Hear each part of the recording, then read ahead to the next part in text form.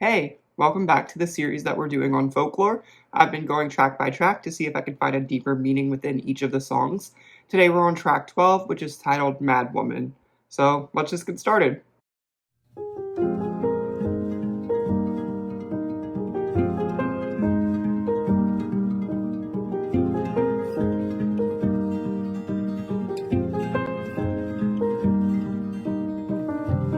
What did you think I'd say to that? Does a scorpion sting when fighting back? They strike to kill, and you know I will. You know I will.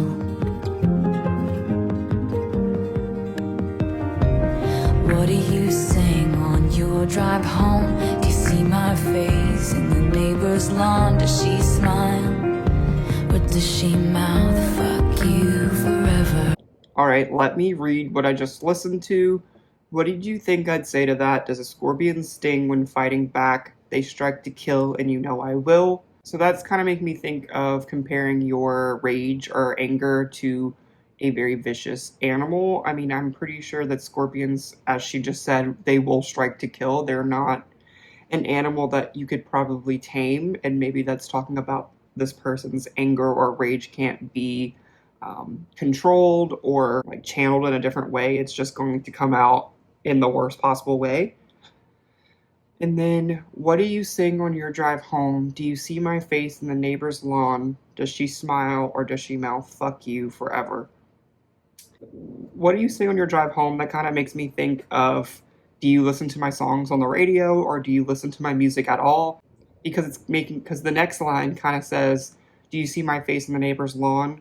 It's like you can't escape her, or like what you maybe did. Maybe it's feeling guilty about what you possibly did, that you can't even drive home without thinking about that person or seeing like illusions of the person because of some sort of guilt, or maybe you just can't escape this person in general.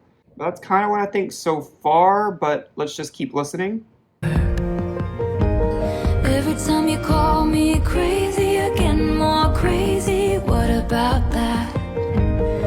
And when you say I seem angry, I get more angry. And there's nothing like a mad woman. What a shame she went mad. No one likes a mad woman. You made her like that. And you poke that bear till her claws come out, and you find something to wrap your noose around. And there's nothing like a mad woman. Okay.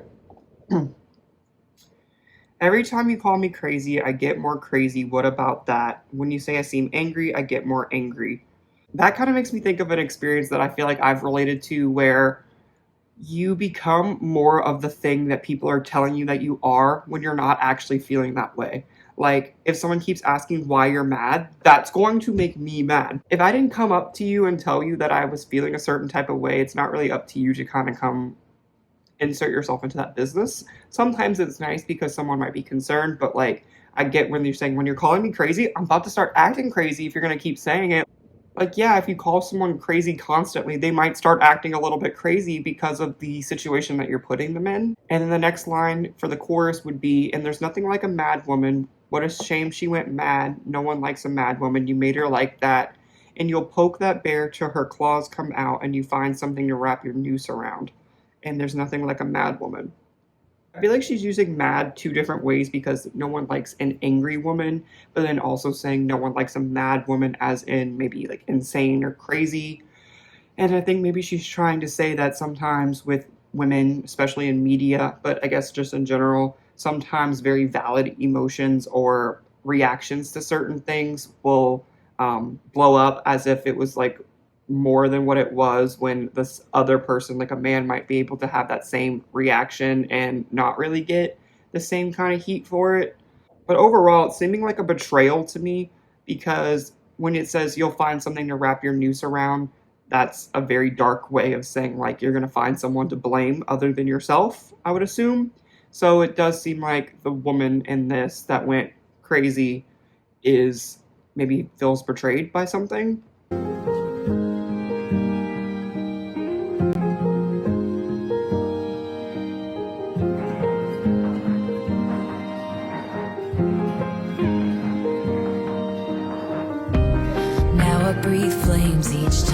I talk, my cannons all firing at your yacht. They say, move on, but you know I won't. And women like hunting witches too, doing your dirtiest work for you. It's obvious that wanting me dead has really brought you two together. Every time you call me crazy, I get more crazy. What about that? And when you say I seem angry, I get more angry. And there's nothing like a mad woman. Okay, so let's see what that just said. Now I breathe flames each time I talk. My cannons are all firing at your yacht. They say to move on, but you know I won't. Breathing flames each time I talk kind of makes me think of saying things that you're going to regret, or maybe it's just kind of nasty words to certain people. Like everything that you're saying is now coming off bitter, maybe jaded, or something like that. It kind of reminds me of a line from one of the folklore songs where I have all these regrets all the time, or it said something about saying your words and you regret them all the time. I think it was in This Is Me Trying. It kind of makes me think of that as like you're breathing flames, you're saying mean things that maybe you'll regret one day, but right now in the moment it maybe makes sense for whatever reaction that you're having. My cannons are all firing at your yacht. They say move on, but you know I won't. So with that one, it kind of says exactly what the song is saying. They say to move on, but you know I won't. This person is refusing to move on, maybe until they feel like they've gotten justice in a sense of like, what is the resolution to this problem? My personal viewpoint on like things like revenge is I'm the type of person that would want to move on and get over certain things, unless if it was like something that was very hard to get over. But I would move on, but never let that person put me in that situation again. Like, yes, I might forgive you, or maybe I just want nothing to do with you at this point, but I will never put myself back in a situation where my life or my decisions are based around what you think, because you've already burned me in a sense that I'm not going to let myself do that again. So if I can prevent it in any type of way, that's kind of how I would move on. But like I said, I think this is all just depends on what kind of situation happened in your life that would prevent you from moving on. And then women like hunting witches too, doing your dirtiest work for you. It's obvious that wanting me dead has really brought you two together. So that kind of tells me that women aren't above taking down other women either. Wanting me dead has brought you two together though.